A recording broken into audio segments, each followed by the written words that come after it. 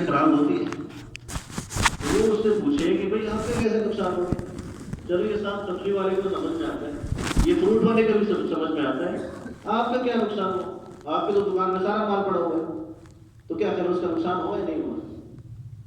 کہتے ہیں کسی چیز سے فائدہ اٹھانے کے لیے جب بندہ کسی چیز سے فائدہ اٹھا رہا اور اس سے فائدہ نہ اٹھایا، یہ نقصان ہے، یہ نقصان ہے۔ اب اللہ کیا فرماتے ہیں؟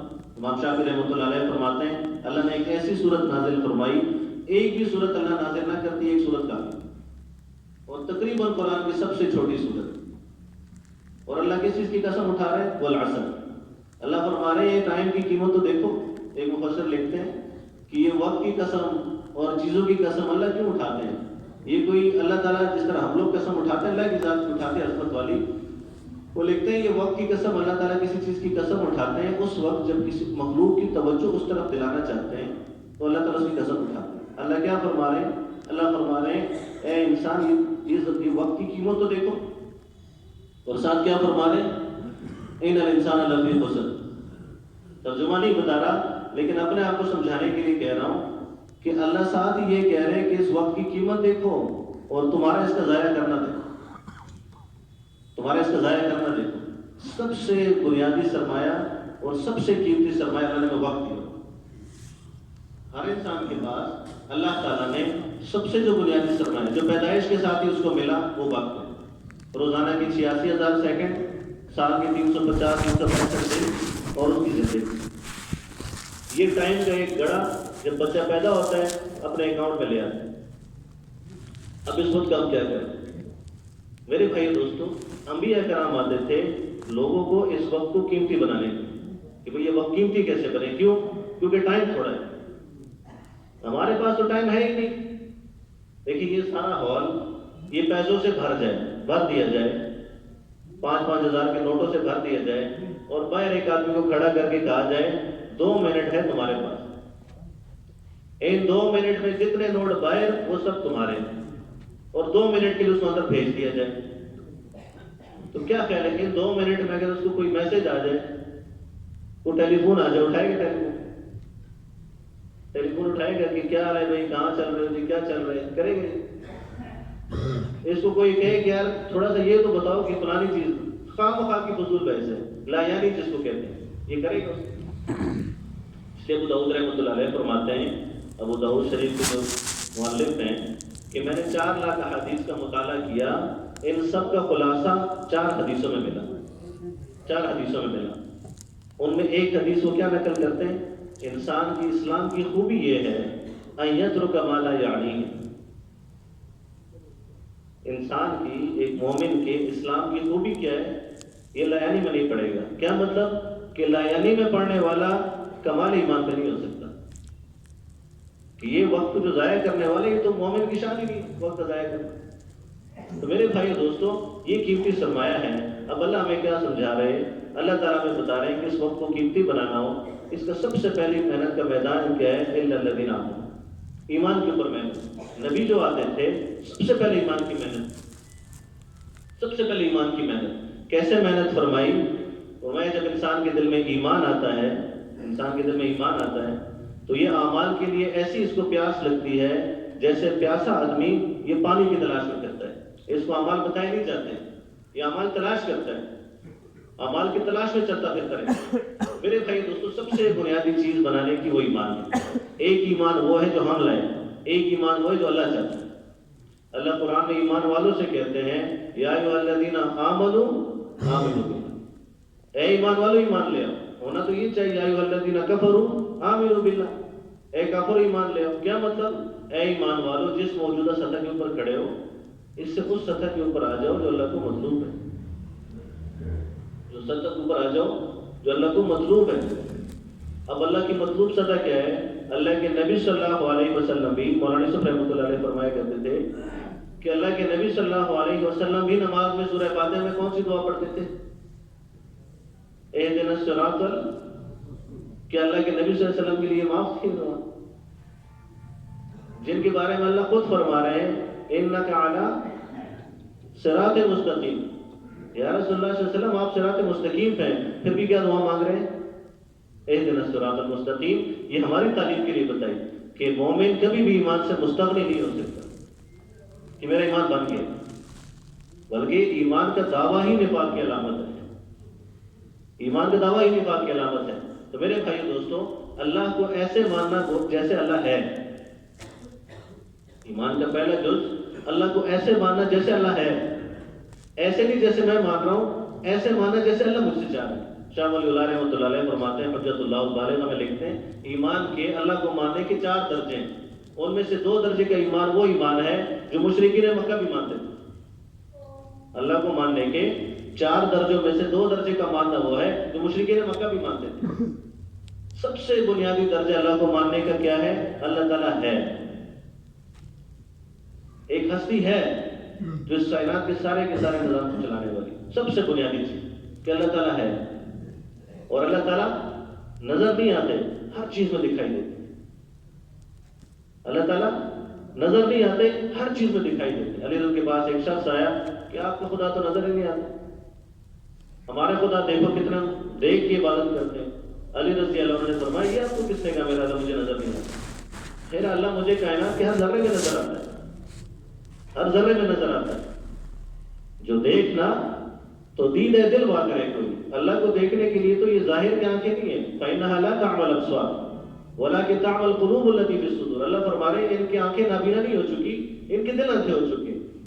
اللہ دل کی آنکھوں سے نظر آتا ہے، یہ سر کی آنکھوں سے نظر نہیں آتا، سر کی آنکھوں کی تو استطاعت ہی نہیں ہے، استطاعت ہی نہیں۔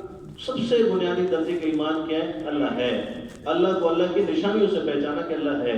ایک آدمی ایک صحرا کے اندر جائے اور صحرا کے اندر کوئی انسان نظر نہیں آ رہا، کوئی گھر نظر نہیں آ رہا، اور وہاں چھوٹے بچے کے پاؤں کے نشان نظر آئے، تو فوراً ذہن میں کیا بات ہے کہ یہاں کوئی نہ کوئی چھوٹا بچہ گزرا ہے، اس کا مطلب یہاں کوئی نہ کوئی خاندان رہتا ہے۔ ٹائر کے نشان دیکھ کے گاڑی کا اندازہ لگا سکتے نہیں لگا سکتے؟ تو میرے بھائی دوستوں کی سب سے بنیادی درجے کا اللہ کا ماننا ہے۔ اس سے اوپر کے درجے کا ماننا کیا ہے؟ اللہ سبحانہ و تعالی ایک ذرے سے لے کے عرش عظیم تک ساری کی ساری کائنات کے خالق ہیں۔ اللہ صرف بنانے والے نہیں ہیں، اللہ خالق ہیں، خالق ہیں۔ خالق کس کو کہتے ہیں؟ کہ کسی چیز کا نقشہ ہی نہ ہو، وجود ہی نہ ہو، اور اللہ تعالیٰ نے اس کو پیدا کر دیا بغیر مٹیریل کے، بغیر کسی ڈیزائن نقشے کے، کہ پہلے سے اللہ کے پاس کوئی نقشہ تھا اور اس کو دیکھ کے اللہ نے بنایا۔ اللہ تعالیٰ خالق ہے، اور کیسے خالق ہیں؟ ایک قطرہ پانی کا نہیں تھا، اللہ نے کتنے بڑے بڑے سمندر پیدا کر دیے۔ ایک ذرہ نہیں تھا، اللہ نے کتنے بڑے بڑے پہاڑ پیدا کر دیے، کتنے بڑے بڑے ستارے پیدا کر دیے۔ تو میرے بھائی دوستوں، اس کائنات کے اوپر ایک زمانہ ایسا گزرا ہے کہ جب صرف اللہ کی ذات تھی اور کچھ بھی نہیں تھا۔ ایک وقت ایسا گزرا ہے کھربوں سال پہلے، اور جسے کہتے ہیں جتنا ہم سوچ سکتے ہیں، ایک وقت اس کائنات کا ایسا گزرا ہے جو کچھ بھی نہیں تھا۔ یہ ساری کی ساری چیزیں کیسے بنی؟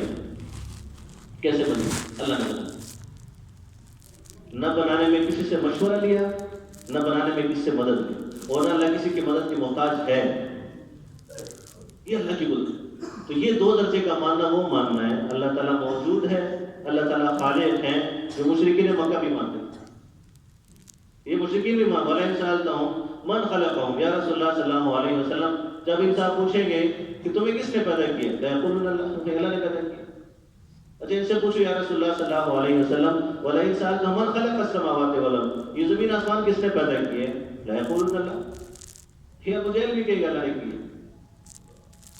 یہ نوح علیہ السلام کی قوم کے بارے میں اللہ فرماتے ہیں، قرآن کے الفاظ ہیں کہ نوح علیہ السلام کی قوم نے نوح علیہ السلام سے کہا لَوْ شَاءَ اللَّهُ لَأَنزَلَ مَلَائِكَةً، اللہ چاہتے تو ملائکہ کو بھیج دیتے۔ کیا مطلب؟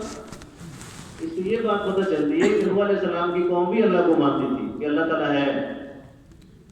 یہ جو ہندوستان میں یہ اللہ کو نہیں مانتے، کیا یہ بھی کہتے ہیں کہ آسمانوں کے اوپر ایک بھگوان ہے، نام بدل دیا کہ اس نے ساری چیزیں پیدا کر دی۔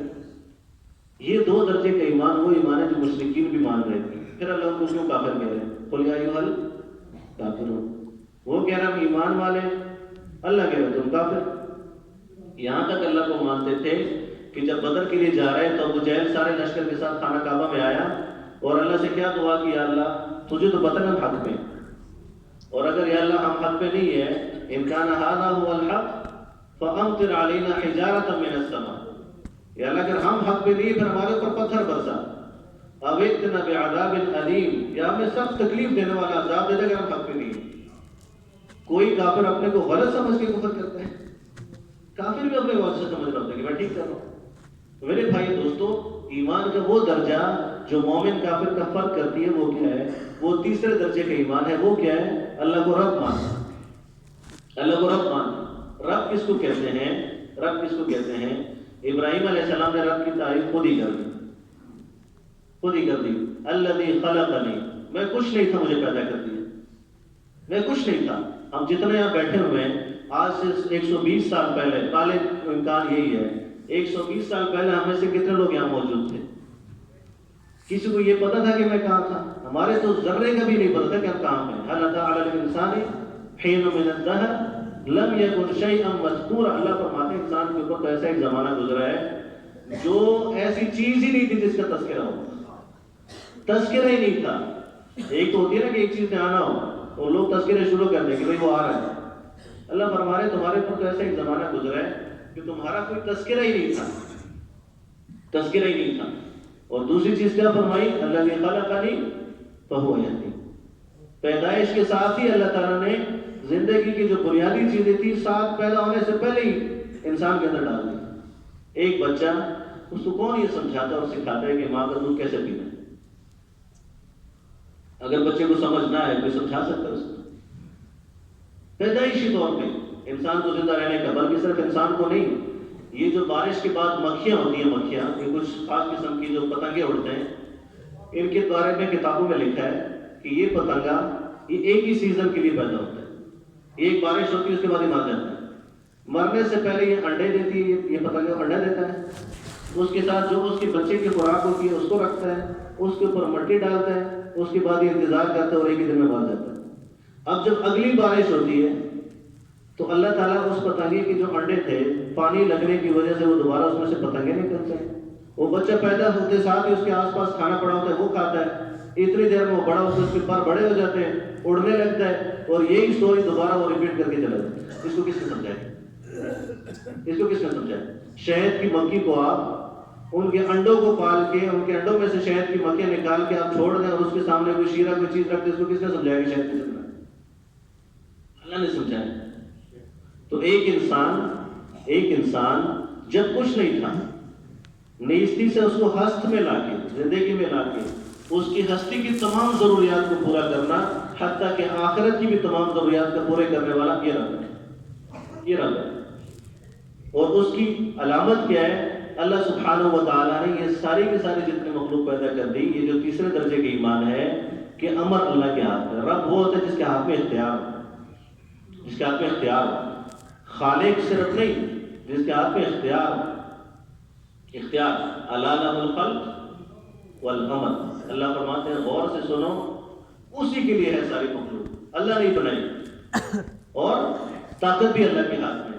اللہ چاہیں گے یہ چیزیں فائدہ دیں گی، اللہ نہیں چاہیں گے یہ ساری کی ساری مخلوق جمع ہو کے ایک بندے کو فائدہ پہنچانا چاہے فائدہ نہیں دے سکتی۔ ابن عباس رضی اللہ عنہ 7-8 سال کے لڑکا اللہ کے نبی صلی اللہ علیہ وسلم نے سواری میں بٹھایا اور کیا کہا؟ اے لڑکے، یہ کچھ کلمات تمہیں سکھا رہا ہوں، اس کو سیکھ لو، اللہ کے دین کی حفاظت کرو، اللہ تمہاری حفاظت کرے گا۔ اللہ کے دین کی حفاظت کرو، جہاں رخ کرو گے اللہ کو پاؤ گے۔ اور کیا فرمایا؟ یہ جان رکھو ساری کی ساری دنیا کے لوگ یہ سارے جمع ہو کے فائدہ پہنچانا چاہے، اللہ نے فائدہ نہیں لکھا، تمہیں فائدہ نہیں دے سکتے، اور یہ ساری کی ساری دنیا کے لوگ جمع ہو کے تمہیں نقصان پہنچانا چاہے، صرف اتنا نقصان دے سکتے جو اللہ نے لکھا ہے، نقصان نہیں دے سکتے۔ اللہ بچانے پہ آ جائیں تو فرعون نے کہا کہ ایک بچہ، نجومیوں نے کہا بچہ پیدا ہوگا اس کو چھوڑنا نہیں ہے، تو کتنے بچے قتل کر دیے، اور اللہ کیا کہہ رہے ہیں کہ صرف اس کو زندہ نہیں رکھنا، تیری گود میں اس کو پالنا ہے، تیری گود میں اس کو پالنا ہے۔ قرآن میں اللہ سورہ قصص میں اس امت کے لیے بھی بڑی امید، اللہ فرماتے ہیں فرعون نے بنی اسرائیل کو بڑا ضعیف رکھا ہوا ہے اور ان کو گروپس میں تقسیم کیا ہوا تھا تاکہ متحد ہو کے نقصان نہ پہنچے، اور ان کو بالکل ہی جسے کہتے ہیں کسی کام کا نہیں چھوڑا تھا۔ اللہ فرماتے ہیں اور ہم نے کیا ارادہ کیا؟ ہم نے یہ ارادہ کیا کہ جو نیچے پسے ہوئے لوگ ان کو اٹھانا ہے، ان کو اٹھانا ہے۔ اور اللہ نے کیا کیا؟ ان کے اندر داعی پیدا کیا، جنہوں نے دعوت کا نظام چلایا، لوگ کے دلوں میں اللہ کی ذات کو ڈالا، اللہ کے یقین کو بٹھایا، اعمال کے اوپر کو کھڑا کیا، اللہ نے اپنی قدرت سے بادل کو توڑ دیا۔ تو میرے بھائی دوستو، جو نبیوں کے واقعات اللہ ہمیں سناتے ہیں، یہ ہماری ایمان بنانے کے لیے سناتے ہیں، ایمان بنانے کے لیے سناتے ہیں۔ اور اللہ تعالیٰ نے یہ جو تیسرے درجے کا ایمان ہے، مومن کافر کا یہی فرق ہے، یہی فرق ہے۔ ایک ہوتا ہے بنانے والا، ایک ہوتا ہے چلانے والا۔ میرے بھائی دوستو، انسان کی فطرت ہے، یہ بنانے والے سے نہیں ڈرتا، یہ چلانے والے سے ڈرتا ہے۔ مشرکین مکہ اللہ کو خالق مانتے تھے، چلانے والا بتوں کو مانتے تھے۔ لیکن کلاشنکوف جو ہے ایک ہتھیار ہے، یہ کس نے بنایا؟ یا کسی فیکٹری والے میں کسی نے بنا دیا، یا روس کے ایک سائنسدان اس نے بنا دیا۔ لیکن بندہ اس کے بنانے والے سے ڈرتا ہے، جس نے اس کے اوپر پکڑا ہوتا ہے کلاشنکوف، اس سے ڈرتا ہے۔ انسان کی یہ فطرت ہے، جہاں سے اس کو ہوتا ہوا نظر آئے گا اس کے سامنے اس کا ڈر نیچے ہو جائے گا۔ انسان اپنے یقین کا تابع ہے۔ مشرکین مکہ یہ بتوں کو خالق نہیں کہتے تھے، یہ بتوں کو یقین بتوں کے اندر آیا ہوا تھا۔ 360 بت، 360 یقینوں کا نام تھا۔ یہ شفا والا بت، یہ سفر والا، اور یہ سمندری سفر والا، اور یہ جب اولاد نہیں ہوتی تو اس کے سامنے سجدہ کرتے۔ کوئی آتا تھا خانہ کعبہ میں اپنی ضرورت کے لیے، تو اس کا جو بھی ہوتا تھا وہ کہتے تھے فلاں بت کے سامنے جا کے سجدہ کرو، یہ کام بنا دے گا۔ آج ہم اپنے دل کو ٹٹولے کہ اللہ کے مقابلے میں کتنے بت ڈال چکے ہیں۔ کہتے ہیں بت کس کو کہتے ہیں؟ بت دل کے غلط یقین کو کہتے ہیں۔ اللہ فرماتے ہیں بتوں کی عبادت تو نہیں کرتے، یتبعون الا الظن، یہ تو اپنے دل کے اندر ایک گمان بٹھائے ہوئے اس کی عبادت کرتے ہیں۔ اور یہ جو نبیوں کے واقعات ہیں، اللہ کی تربیت کر رہے ہیں کہ ساری کی ساری یہ جو اللہ کی مخلوق ہے، اس کے اندر اللہ کے غیبی امر چل رہے ہیں۔ اللہ چاہیں گے تو یہ چیزیں فائدہ دیں گی، اللہ نہیں چاہیں گے تو یہ فائدہ نہیں دیں گے۔ مثال کے طور پہ چھری فائدے کی چیز ہے، نقصان کی؟ کیوں جی؟ چھری فائدہ دیتی ہے، نقصان پہنچاتی ہے؟ اب کبھی کسی دکان میں دیکھا ہے کہ چھریوں کے نیچے لکھا ہو جی فائدہ پہنچانے والی چھریاں، کسی کے نیچے لکھا ہو جی نقصان پہنچانے والی چھریاں؟ چھری خود بتا سکتی ہے کہ میں فائدے کی چھری یا نقصان کی چھری؟ چھری کا جو پکڑنے والا ہے، وہاں سے پتہ چلے گا کہ یہ ہاتھ پہ چل رہی ہے یا سبزی اور ٹماٹر اور ان چیزوں کے اوپر چل رہی ہے۔ اگر یہی چھری ہاتھ پہ چلنا شروع ہو جائے تو یہ کیا ہے؟ اور یہی سبزی کے اوپر چلے تو یہ فائدہ ہے، گھروں میں کتنی استعمال ہوگی؟ تو میرے بھائی دوستو، جس طرح چھری اپنی ذات کے اعتبار سے اپنے نفع نقصان کا نہیں بتا سکتی، کائنات کی کوئی چیز اپنے ذات کے اعتبار سے نفع نقصان نہیں ہے، کوئی بھی چیز۔ مثال کے طور پہ مال فائدے کی چیز ہے، نقصان کی؟ کیونکہ پیسوں سے فائدہ پہنچتا ہے، نقصان پہنچتا ہے۔ یقین ہمارا کیا بنا ہوا ہے کہ پیسوں سے فائدہ پہنچتا ہے۔ کتنے لوگ مال ہونے کی وجہ سے قتل ہوتے نہیں ہوتے؟ کتنے لوگ مال ہونے کی وجہ سے قتل ہو جاتے ہیں؟ یہ جو ہم روٹی کھاتے ہیں، یہ فائدے کی چیز ہے، نقصان کی؟ یقین کیا بنا؟ روٹی کھائیں گے پیٹ بھرے گا۔ کتنے لوگ سالانہ روٹی کھانے کی وجہ سے مر رہے ہیں؟ ایک جسے کہتے ہیں انچ، یہ روٹی کا لقمہ آگے سانس کی نالی میں چلا گیا، کوئی آخری لقمہ ہے، اس کے بعد کوئی لقمہ نہیں۔ یہ جو ہم پانی پیتے ہیں، یہ فائدے کی چیز ہے، نقصان کی؟ یقین کیا بنا ہوا ہے؟ پانی پئیں گے فائدہ ہو جائے گا۔ اس پانی کے پیچھے اللہ کا ایک امر چل رہا ہے، وہ امر جب اس پانی کو اپنی جگہ تک پہنچائے گا تو یہ فائدہ ہے۔ اس کو اللہ تعالیٰ اگر سانس کی نالی میں ڈال دے تو یہ ایک گلاس کافی ہے۔ میرے بھائی دوستو، اس دنیا کی کوئی بھی چیز اپنی ذات کے اعتبار سے نفع نقصان کا نہیں بتا سکتی۔ نافع اور ضار یہ کس کے نام ہے؟ اللہ کے نام۔ کہ چیزوں کا نفع، یہ چیزیں اپنے نفع پہنچانے میں بے اختیار ہیں، با اختیار نہیں ہے۔ یخلق ما یشاء و یختار، اللہ فرماتے ہیں تخلیق بھی میری، اختیار بھی میرا، میری مرضی چلے گی، میری مرضی چلے گی۔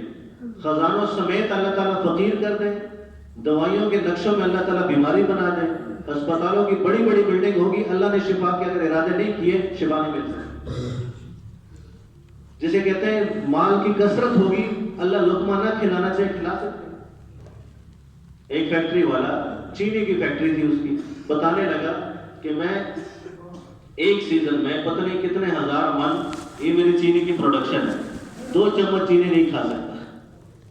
اللہ نے بند کر دی کہ تو نے نہیں کھانی، باقی سب کو کھلا، سب کو پہنچ رہی ہے کہ تیرے لیے نہیں ہے۔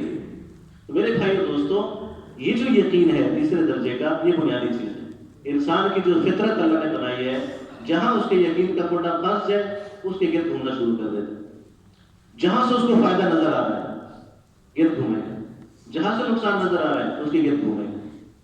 اللہ کے نبی صلی اللہ علیہ وسلم نے کیا کیا، صحابہ کے اوپر ایسی محنت کی کہ یقینوں کے سارے کنڈے مخلوق سے نکال کے اللہ تعالیٰ کے خزانوں کے اوپر ڈال دیا کہ ادھر سے یہ ہے سب کچھ۔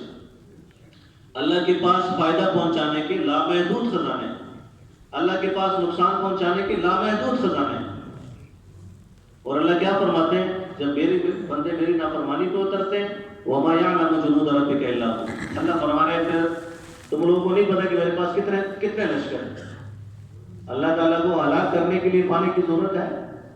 اللہ کو ہلاک کرنے کے لیے کوئی ہمارے لیے کوئی بڑے پروگرام چلانے کی ضرورت ہے؟ اللہ کا ایک امر ہے، ساری کی ساری کائنات کو اللہ اپنے ایک امر سے سمیٹ دیں گے قیامت والے دن کہ یا رسول اللہ صلی اللہ علیہ وسلم یہ آپ سے پوچھتے ہیں کہ قیامت کیسے قائم ہوگی، تو کتنے اللہ نے واقعات سنائے، کتنے اس کی مثالوں سے سمجھایا کہ جو اللہ اس ساری کی ساری کائنات کو تخلیق کر سکتا ہے وہ گرا نہیں سکتے۔ میرے بھائی دوستو، روزانہ کے اعتبار سے یہ بول کہ اللہ کرتے ہیں وہ جو جس نقشے میں پھنسا ہوا ہے اس نقشے کی نفی کرنا۔ یہ میری دکان یہ فائدہ نقصان پہنچانے کے اعتبار سے چھری ہے، اس کے اندر اللہ فائدہ ڈال دیں گے تو یہ فائدہ، اس کے اندر اللہ فائدہ نہ ڈالے یہ نقصان کا ذریعہ بن جائے۔ یہ جو دوائی میں کھا رہا ہوں یہ دوائی میرے پیٹ میں چلی گئی، یہ فائدہ نہیں پہنچائے گی، یہ تو اللہ کا امر ہے۔ اللہ اس کے پیچھے شفا والا امر دوڑا دیتا ہے، وہی فائدہ۔ اس کے پیچھے اللہ تعالیٰ نقصان کا امر دوڑا دے نقصان۔ مولانا یوسف رحمۃ اللہ علیہ کے پاس ایک آدمی آیا کہ حضرت آپ کے تبلیغ والے یہ اسباب کا انکار کرتے ہیں، تو ان کو تھوڑا سمجھائیں کہ اسباب کا انکار نہ کریں۔ مولانا یوسف رحمۃ اللہ علیہ نے فرمایا بھائی بات سنو، اسباب کا انکار یہ گناہ کبیرہ ہے، اسباب کا انکار یہ تو گناہ کبیرہ ہے۔ اللہ فرما رہے ما خلقت ذا باطلا کہ کوئی چیز باطل نہیں۔ جب وہ جانے لگے فرمایا دوسری بات بھی سنو، اسباب پہ یقین کفر ہے، اسباب کا استعمال ممنوع نہیں ہے، اسباب چھوڑ دینا کوئی ایمان کا کمال نہیں ہے۔ یہ معجزات کا تو اللہ کا اپنا نظام ہے، اسباب کا چھوڑنا کوئی کمال، اگر یہ چھوڑنا کمال ہوتا تو اللہ کے نبی صلی اللہ علیہ وسلم صحابہ کی دکانیں چھوڑا دیتے، ان کی زراعت چھوڑا دیتے۔ اسباب کا چھوڑنا کوئی کمال ایمان نہیں ہے، اور اسباب کا اختیار کرنا ایمان کی منافی نہیں ہے۔ اگر ایمان کی منافی ہے تو اللہ کے نبی صلی اللہ علیہ وسلم نے کیوں اسباب اختیار کیا؟ اسباب کی یقین منع، یقین منع۔ اب اتنا ان غیبی تاروں کو بولنا، اللہ کے ان یقینوں کو بولنا کہ اسباب سے جو فائدے نظر آ رہے ہیں ان سے بندہ مایوس ہو جائے۔ اس طرح اللہ ہمیں معاف کرے، ہم اعمال سے مایوس ہیں کہ سر میں درد ہو رہے ہیں، سورہ فاتحہ پڑھ لو شفا مل جائے گی، تو سورہ فاتحہ پڑھ کے وہ اطمینان حاصل ہوتے جو گولی کھا کے ہوتے۔ اعمال کے اندر بھی اللہ نے کامیابی، اسباب کے اندر بھی اللہ تعالیٰ ہی حکم ڈالیں گے ہوگا۔ اب اللہ کی یقینی اعمال کون سے؟ یقینی چیز کیا ہے؟ وہ اعمال۔ اسباب یقینی سبب نہیں ہے، اسباب کے اندر اللہ فائدہ ڈالیں گے تو فائدہ، نہیں ڈالیں گے تو نہیں۔ لیکن میرے بھائی دوستو، اعمال کے اندر یقینی فائدہ ہے۔ اللہ کی ساری قدرت، ساری کی ساری قدرت جس کے ذریعے سے اللہ تعالیٰ اس کائنات کے نظام کو چلا رہے ہیں، یہ ساری کی ساری قدرت اللہ نے نبی پاک صلی اللہ علیہ وسلم کے طریقوں میں ڈال دی، نبی پاک کے طریقوں میں ڈال دی۔ تو اللہ کے ساتھ جو اللہ کو ماننے کا چوتھا درجہ ہے وہ کیا ہے؟ اللہ تعالیٰ کو الہ ماننا، الہ ماننا، لا الہ الا اللہ، اللہ کے سوا میرا کوئی الہ نہیں ہے۔ الہ کس کو کہتے ہیں؟ الہ اس ہستی کو کہتے ہیں جس کے بارے میں دل میں یہ یقین پیدا ہو جائے اور ایک جذبہ پیدا ہو جائے، ایاک نعبد و ایاک نستعین، یا اللہ ہم ہر حال میں تیری مانیں گے۔ موافق حالات کے اندر اللہ کو ماننا یہ ایمان نہیں ہے کہ جب حالات ٹھیک ہوں گے اللہ تجھے مانیں گے، تھوڑی مجبوریاں ہوں گی تو ایسے ہو جائیں گے۔ ایاک نستعین، یا اللہ ہر حال میں تیری طرف نگاہ جائے گی، ہر حال میں، ہر حال میں۔ جہاں انسان کو یقین ہوتا ہے کہ یہاں سے یہ چیز ملے گی، اسی طرف انسان کی نگاہ جاتی ہے۔ کیا خیال ہے کبھی کسی سبزی کی دکان کے سامنے کسی نے موٹر سائیکل کھڑی کی ہے کہ جی 500 روپے کا پیٹرول ڈال دو، کہ بھائی آپ کے پاس تو 40,000 کی سبزی پڑی ہوئی ہے، تھوڑا اس پہ 500 کا پیٹرول بھی ڈال دو؟ نہیں، اس کو پتہ ہے یہاں سبزی ملے گی، پیٹرول نہیں ملے گی۔ تو میرے بھائی دوستو، دنیا کی چیزوں سے نفع حاصل کرنا براہ راست کیا ہے؟ عمل کو چھوڑ کے سبب میں لگنا، یہ نقصان۔ آذان کے وقت میں اور نماز کے وقت میں دکان میں بیٹھے رہنا اور یہ کہنا کہ اللہ تعالیٰ کھلاتے ہیں، یہ زبان کا بول ہے، یہ دل کا بول نہیں ہے، یہ دل کا بول نہیں ہے۔ تو چوتھا درجہ ایمان کا کیا ہوگا؟ اللہ کو ماننے کا چوتھا جرہ یہ ہے کہ لا الہ الا اللہ، اللہ کے سوا کوئی معبود نہیں. کیا مطلب؟ انی عبد اللہ، جو عیسیٰ علیہ السلام کو قرآن میں جملہ ہے، میں اللہ کا غلام، میں اللہ کا پابند، میں اللہ کی پابندی میں مجبور. کس طرح مجبور؟ کہ یہ بارش کے موسم میں لوگ اپنی سواریوں کے اوپر بیٹھ کے برساتیاں پہنی ہوئی ہے اور صبح صبح کا ٹائم اور بارش میں موٹر سائیکلیں دوڑا رہے ہیں. بھی کہاں جا رہے ہیں؟ کیونکہ ڈیوٹی پہ جانا ہے. آج نہ جاؤ تو کیا کہتے ہیں؟ مجھے مجبوری ہے، مجبوری ہے. میرے بھائیو دوستو، ہم اللہ کی اطاعت میں مجبور ہو سکتے کہ میں اللہ کی نافرمانی نہیں کر سکتا، میں نبی کے طریقوں سے ہٹ کے زندگی نہیں گزار سکتا، میں مجبور ہوں بھائی، میں مجبور ہوں. جس طرح کہتے ہیں نا بھائی میری نوکری خراب ہو جائے گی، بھائی نہیں میں چھٹیاں کروں گا، پھر نوکری سے نکال دیں گے. میرے بھائیو دوستو، جب بندہ اللہ کی اطاعت کی چھٹی کرے گا تو اللہ اس کو نوکری سے نہیں نکالیں گے. ورنہ بعض اوقات کچھ اعمال کی ایسی نحوست ہوتی ہے، فضائل اعمال میں لکھا ہوا ہے کہ آخری وقت میں اللہ تعالیٰ نوکری سے ہی رخصت کر دیتے ہیں. لکھا نہیں لکھا؟ ایمان سے رخصت کر دیتے ہیں. رائمنڈ میں ایک عالم بیان فرما رہے تھے، مولانا عبید اللہ صاحب، کہ انسان کے جو اعمال ہیں اس میں کچھ ہوتی ہیں جائز خواہشات، کچھ ہوتی ہے ناجائز خواہشات جن کو گناہ کہتے ہیں. فرمایا اللہ کے نبی صلی اللہ علیہ وسلم نے، بہت سارے حدیث ہے، جائز خواہشات میں بھی احتیاط کو بتایا. جائز خواہشات میں کیوں؟ فرمایا جو جائز خواہشات ہیں، خواہشات کی ایک حد گناہوں کے ساتھ لگی ہوئی. جو بندہ اپنی خواہشات کے اندر پڑے گا یہ گناہوں میں پڑ جائے گا. اور پھر فرمایا کہ یہ جو گناہ ہیں ان گناہوں کی سرحد کفر کے ساتھ لگی ہوئی ہے. کس طرح؟